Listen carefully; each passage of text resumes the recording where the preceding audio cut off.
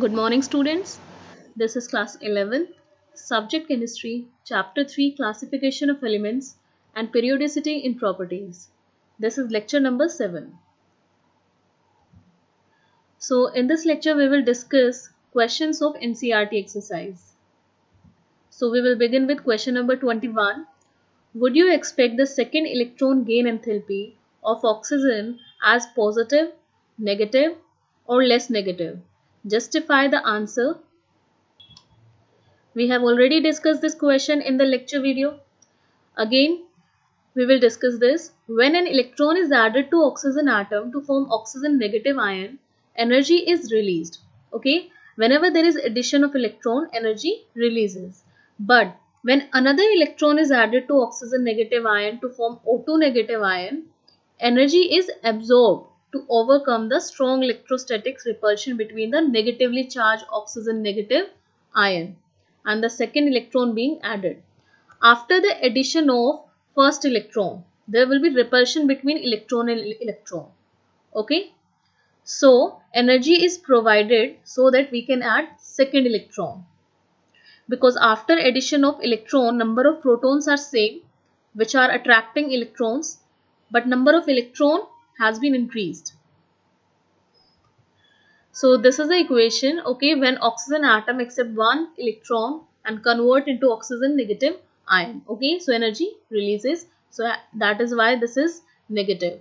But when the addition of second electron take place, then what will happen? Here we will provide energy, only after that electron will add up. Question number 22. State the difference between the terms electron affinity and electronegativity. Electron affinity, in another words, we can say electron gain enthalpy. Okay, so what is electron gain enthalpy? It is the tendency to gain electron for an isolated gaseous atom is its electron gain enthalpy. And electronegativity, it is a tendency, okay, or property to attract the shared pair of electrons for an atom which is in chemical compound is its electronegativity. Next question. The electronegativity of nitrogen on Pauling scale measures 3.0 for all nitrogen compounds. Explain this statement.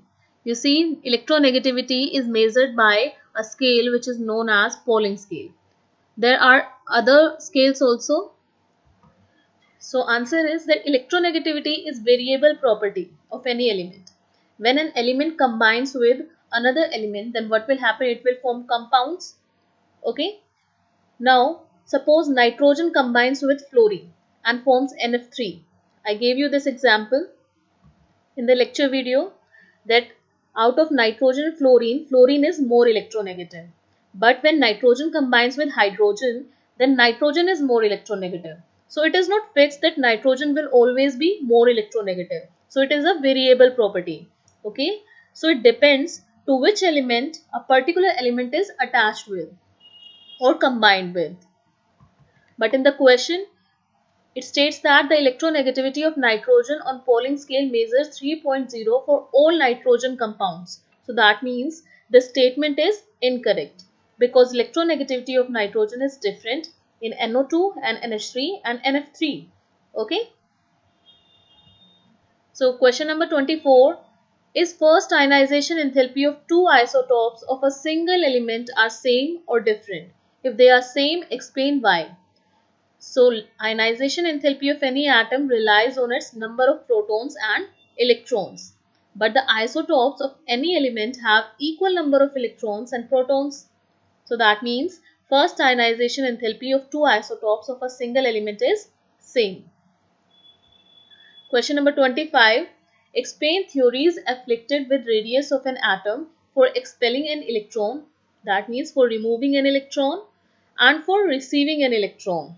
Okay, we have to tell what will happen to the radius of an atom when we remove an electron and when we add one electron. Here we will take one example. Suppose this is atom of lithium, and in lithium atom 3 protons are there and 3 neutrons are there. So when we remove an electron, so in this, if we will remove one electron, then what will happen? Earlier, number of electrons were 3. After removing one electron, now number of electrons will become 2. But number of protons are same, that is 3. So earlier 3 protons were attracting 3 electrons, but now 3 protons are attracting 2 electrons. So that means force of attraction of those 3 proton to the 2 electron is more. So nuclear charge is more. So that means force of attraction is more. So size decreases. Okay. But if we add one electron, then what will happen? The electron will become more, but number of protons will be same. So that means less number of proton are attracting electrons. So force of attraction will decrease, nuclear charge decreases. So that means force of attraction between these two is less. So size will expand and atomic radii will be more. So as an atom expels a single electron, so the quantity of electron decreases by 1, but the nuclear charge does not change. Thus the electron-electron repulsion decreases in an atom. So there is increase in effective nuclear charge. Thus there is decrease in a radius of an atom. So this is answer of first part. Second one is receiving an electron. That means addition of electron. So there is increase in size of an atom when it gains an electron.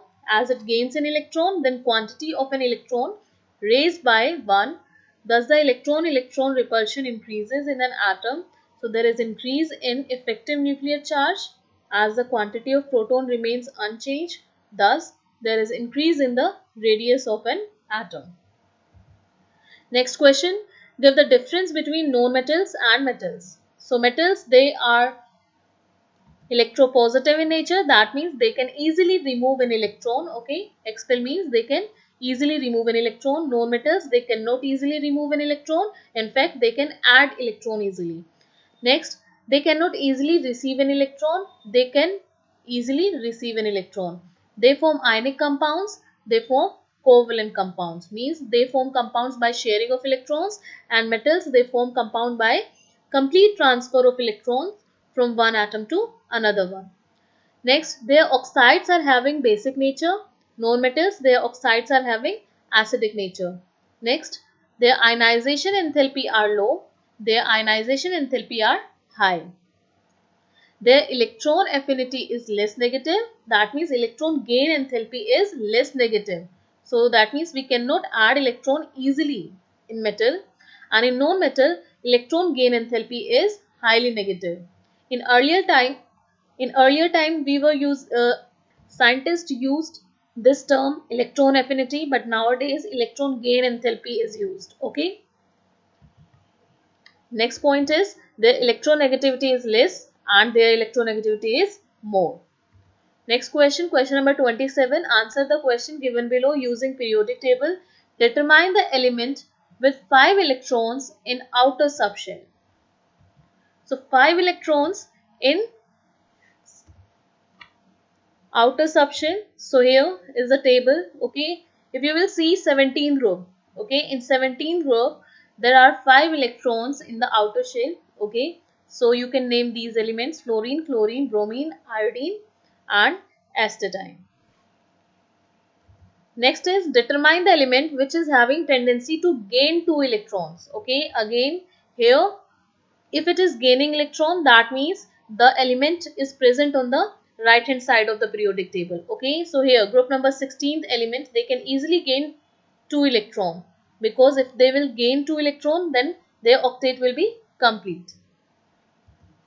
Next is determine the element which is having tendency to expel 2 electrons. That means which has tendency to remove 2 electrons. So here if it is removing electron, that means the element is present in the left hand side. Okay, so here group number 2 elements.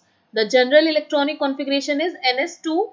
Okay, so here they can easily remove electrons, 2 electrons. Okay, next is determine the group in the periodic table which is having liquid, gas, metal and non-metals as well as non-metals at room temperature.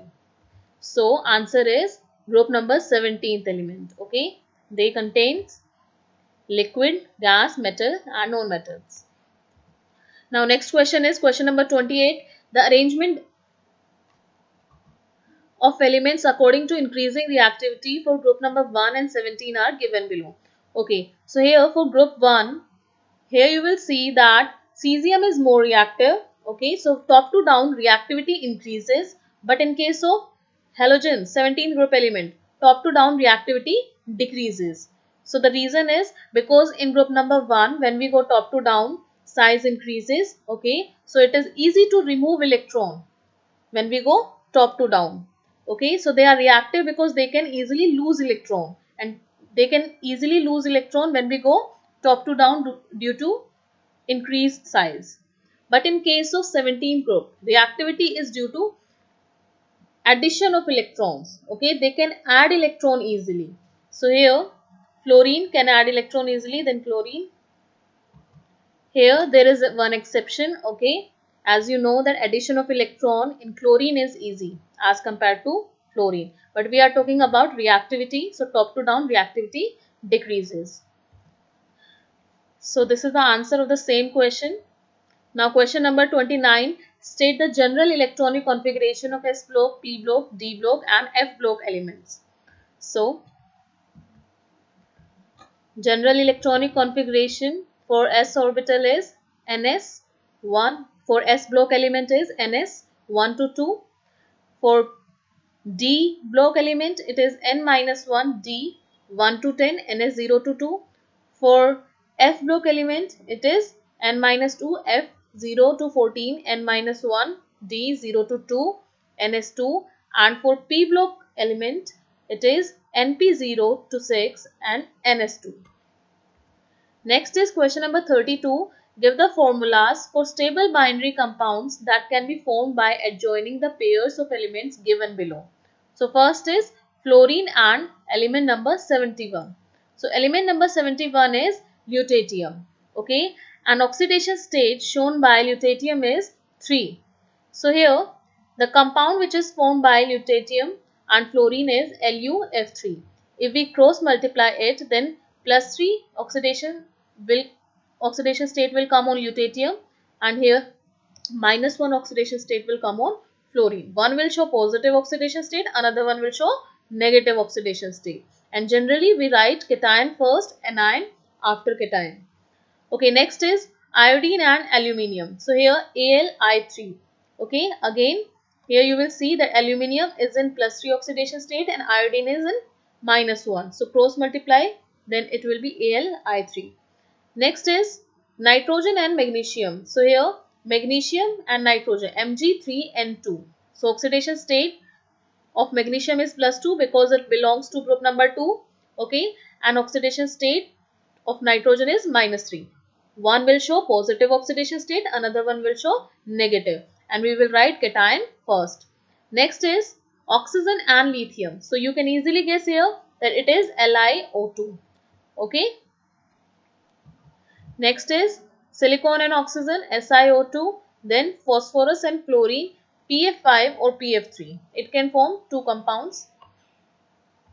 Next is period in modern periodic table indicates value of atomic mass, value of atomic number, value of azimuthal quantum number, value of principal quantum number. This is MCQ. Okay, so you have to choose one option. So answer is option number 4, value of principal quantum number. Okay, so period in modern periodic table indicates the value of n. Okay, from value of n we can determine that in which period element is present. Next is for modern periodic table, some statements are given below. Find out the incorrect one. So first is the D block contains 8 columns. As maximum 8 electrons can be accommodate the orbitals of d subshell. So this statement is wrong because as you can see in D block there are 10 groups, okay, and total 10 electrons can be filled in d orbitals. So next statement is the p block contain 6 columns, as maximum 6 electrons can be accommodate the orbitals of p shell. Yes, it is correct. This is correct statement. Next one, for each block, number of columns are equal to number of electrons that can be accommodate in that shell, in that subshell. So statement number 3 is also correct. Fourth one, for each block, number of columns are greater than number of electrons that can be accommodated in that subshell. That is incorrect. So incorrect statement is first one and fourth one. Next is question number 35. Anything that influences the valence electrons will affect the chemistry of the element. Which of the factor given below is not affecting the valence shell? First is nuclear charge. Okay, nuclear charge affect the properties. Okay, next is nuclear mass. There is no effect of nuclear mass. Okay, that means mass of nucleus. Now next is number of core electrons. Yes, there will be effect of number of core electrons. Next is principal quantum number. Okay, so yes, it will also affect. So answer is nuclear mass. Question number 36. If negative, neon and Na positive are isoelectronic species, their size is affected by, first option is valence principal quantum number, the interaction between electron-electron in outer orbitals, nuclear charge, and fourth one is none, as all of them are having same size. So answer is nuclear charge. If nuclear charge is more, that means the nucleus will attract electrons more and size will be less. Okay. So the atomic size decreases with increase in nuclear charge. Next question 37. For ionization, some statements are given below. Find out the incorrect one. First is, for every successive electrons there is increase in ionization enthalpy. Yes, it is correct. For every successive electrons means that we are going left to right. Okay, and left to right, size decreases, ionization enthalpy increases. Second option, for orbitals having lower value of n, the removal of an electron is easy compared to the orbitals having higher value of n. This one is incorrect, because if value of n is less, that means it will be closer to nucleus. Okay, and if it is closer to nucleus, that means force of attraction will be more. Okay, and it is not easy to remove electron. Next is, the great increase is noticed in ionization enthalpy when an electron is removed from core inert gas configuration. That is correct statement. Okay, because inert gases, 18th group element, they are non-reactive and they are stable because due to stable electronic configuration, so they have high ionization enthalpy. Next is, end of valence electron is set apart by a major bounce in the ionization enthalpy. It is also correct. Okay, so that means answer is 0.2. For orbitals having lower value of n, the removal of an electron is easy as compared to the orbitals having higher value of n. Okay, this is the answer. Now question number 38. For boron, magnesium, potassium and aluminium, which of the following is the correct arrangement according to their metallic characteristic? Okay, so you have to arrange these elements according to their metallic characters. So you know very well that when we go left to right in periodic table, then metallic character decreases, or we can say non-metallic character increases, and when we go top to down, okay, then metallic character increases. So with the help of periodic table, we can arrange them. Next question, for boron, fluorine, silicon and nitrogen, which of the following is the correct arrangement according to their non-metallic characteristic? Okay, so again you have to arrange it according to their non-metallic characteristic. Question number 40. For fluorine, oxygen, nitrogen and chlorine, which of the following is the correct arrangement according to their chemical reactivity in the terms of their oxidizing property? Okay, so here we are using the term oxidizing property. What is oxidizing property? It means that which oxidize others and reduce itself. Okay, that means which can make other elements lose electron and gain electron itself. Okay, so in simple language, which gain electrons. So here is the arrangement that, okay, so part number 2. Next question is question number 19. Okay, so in this question, for the element of group number 13, the values of first ionization enthalpy is given below. Explain the deviation from the general trend.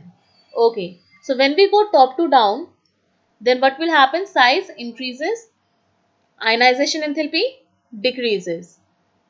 So when we go from boron to aluminium, ionization enthalpy decreases. This is a normal trend. After that, you will observe that ionization enthalpy increases. Okay, so this is the variation. Okay, this is the exceptional behavior which is shown by aluminium and gallium. After that, if we move from gallium to indium, then you will observe again ionization enthalpy decreases, normal trend. But here you will observe that ionization enthalpy increases. Okay, so here there are two exceptional behavior from aluminium to gallium and from indium to tellurium. Okay, and you have to give reason. Okay, so general electronic configuration for p block element is ns2 np126. So here that a new term will come, that is known as inert pair effect. Okay, here you will observe that this is the p block, these are the p block elements. Okay, and they are also known as heavy p block elements. Okay, the elements which are enclosed in red box. Now when we move from boron to aluminium, size increases.